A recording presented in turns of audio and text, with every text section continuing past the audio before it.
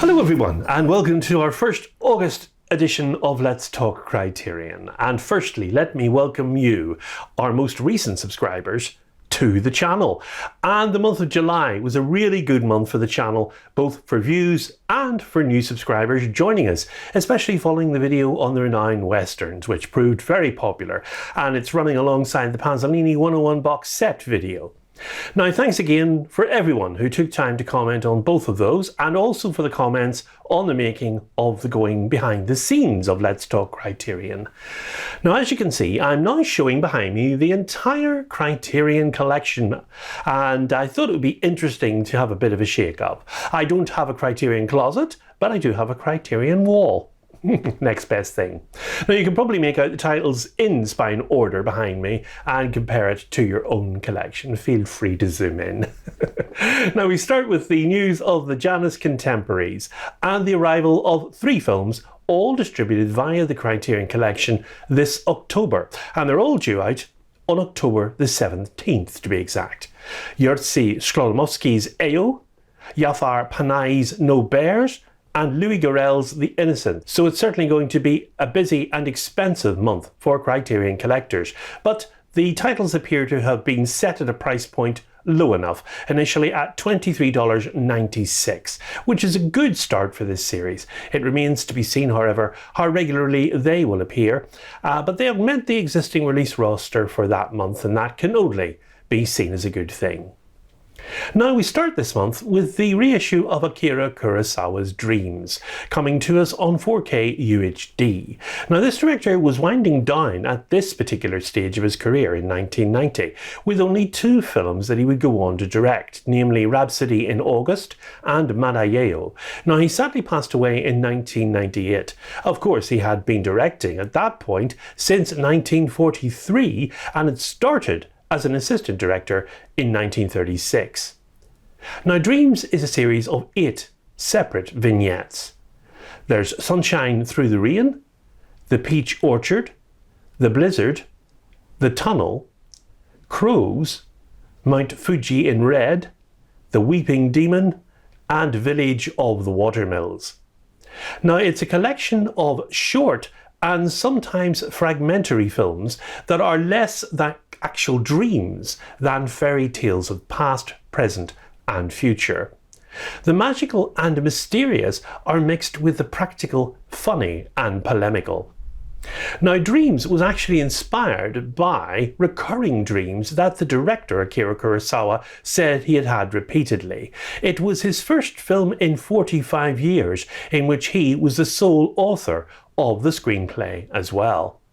Now, over the course of the film's 8 surreal episodes, Kurosawa moves between glimpses of natural beauty and nightmarish images of a world on the brink of an apocalypse.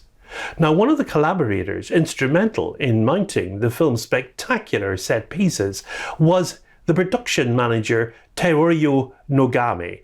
Now, she began her career as a script supervisor on 1950s Rashomon with Akira Kurosawa, and went on to contribute to his Seven Samurai, Ikiru, and several other of his masterpieces. Now, when the film Ran was released in 1985, many cinephiles as well as critics thought it would be his swan song. But with Ran, it was clear, considering the age of the filmmaker at that time, that his career had probably reached its end. And it was only emphasised by the fact that although Ran was praised by critics around the world, it made very little money at the world box office. However, it was Akira Kurosawa's dream that he was to go back to the medium he had mastered so many times before in the past. Ever since he'd heard about the dream journal of the famous Russian writer Fyodor Dostoevsky, he kept such a journal for himself, which he wrote in regularly. Now, he describes a number of recurring dreams which he had over the years about his fears for his home country, Japan, as well as for his own youth and childhood. Now, while he wasn't able to find any one of the Japanese studios willing to finance this film, especially with the help of American director Steven Spielberg, who had helped in convincing Warner Brothers to produce it, so the movie was ready then to go into production. Now, the movie split into 8 dreams, as I say, and they revolve around a boy, late man, called I. Now, as a boy, Toshihiko Nakano, he witnesses a fox wedding during a summer rain, an event his mother, Mitsuko Baisho, warned him about. At home, he must face the consequence of his actions. In the second dream, he is now played by Mitsunori Isaki, and he's confronted by the deforestation of his beloved peach orchard, a place the young always went to for its beauty. Later on, as he grows into a young man, played by Akira Kurosawa, he is part of a group of mountaineers and then a soldier coming home after most of his comrades have fallen during the battles of World War II. He begins to discover the arts and meets the artist Vincent van Gogh, Martin Scorsese, who tells about his drive as an artist to capture nature. As he grows up, he must face the apocalypse due to several nuclear meltdowns, as well as the aftermath when Japan is occupied by demons. In the last dream, he comes across a village with many watermills and talks to an old man, Shishu Ryo, telling him about the secret of this place, why its people seem to be so happy, and how they make a living without any modern appliances. Now, while the protagonist in dreams is very early on faced with death and destruction, especially destruction by nature, which later continues with his trauma caused by the senselessness and the deaths of his comrades during World War II, Japan loses its innocence as well, as the colours of the first dream start to fade, turning into darker tones, and in the later episodes until everything is wiped out completely during the nuclear explosions and their aftermath. Now, this might lead to one of the reasons why it was so difficult for Kurosawa to find the money for his picture, since especially the 6th dream, that's entitled Mount Fuji in Red, is highly critical of Japan embracing nuclear technology. Humanity needs to find its way to live in harmony with nature, as suggested by the old man in the final dream of the film. Or else nature will eventually outlive humans, trying to reset the balance in the end. Approaching nature can be dangerous, as evident in the first dream, when the human and the natural sphere collide for a moment, leading to the child having to atone for his sins in front of the foxes he witnessed. Dreams is a film which lives and breathes through its impressive use of colour and of landscape. Now, as he's done so many times before, especially in his works such as Ran, beautiful wide-angle shots show nature in its entire beauty, a sight which is overwhelming at times for the observer. Now, this is where the HDR makes all the difference. The colour palette is beautiful and the carefully chosen tones come out stronger than in previous masters of this film. The cinematographer on Dreams is Shoshi Ueda, and Ueda had a folder of hundreds of Kurosawa's original drawings taken for Dreams that he used to shoot the film.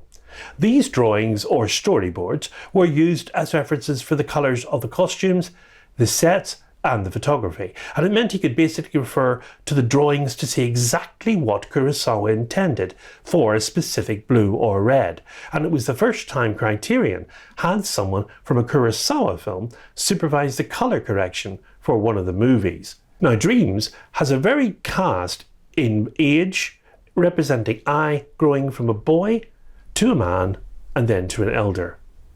The cast consists of Akira Kurosawa as I, the Dreamer, Mitsunori Isaki as I, the Young Dreamer, Mitsuko Baisho as the Dreamer's mother, Martin Scorsese as Vincent van Gogh, Chishu Ryo as the Old Man, Miko Harada as the Snow Spirit, Yoshitaka Sushi as Private Noguchi, Toshi Negishi as the woman with the child, Hisashi Igawa as the man at the nuclear power plant, and Shoshuki Ikaria as the demon.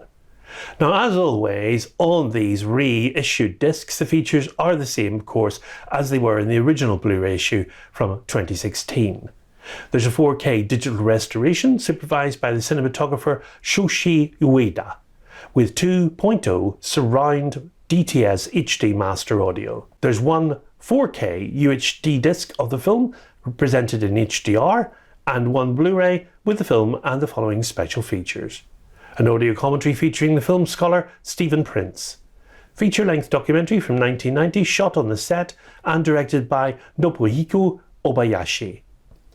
Interviews with production manager Teoyo Onugami and assistant director Takashi Koizumi. Documentary from 2011 by director Akira Kurosawa's longtime translator Catherine Cadao. It features interviews with filmmakers Bernardo Bertolucci, Alessandro G. Inarritu, Hayao Miyazaki, Martin Scorsese and others. And there's a trailer and an essay by the film critic Bilge Ebere and Kurosawa's script for the never-filmed Ninth Dream, introduced by Nogami. And cover painting is beautiful, and it's by Akira Kurosawa himself. Dreams is a beautiful and sometimes disturbing film about the relationship between humanity and nature, as well as about a boy growing up, finding his way in life and exploring its possibilities. It's a very personal film for Kurosawa, and one with a message for its viewer which, considering the alternative he offers, sounds a bit naive, too utopian to be precise, especially for someone who has explored the human condition in his work for most of his life. Dreams has a running time of 119 minutes and comes in a full widescreen aspect ratio, and it releases on Tuesday the 8th of August on 4K UHD, Blu-ray combo, and it's Spine 842. So that's it for this week's Let's Talk Criterion, and a special mention to our very first live stream, and that will take place on the 15th of August at 7 o'clock UK time. I hope you can join me and my special guest Chris Mohan, where we talk all things Criterion for at least an hour. Next week we'll be looking at Dim Sum, A Little Bit of Heart, directed by Wayne Wang. Until then, from me, it's goodbye, and of course, above all, good Criterion viewing.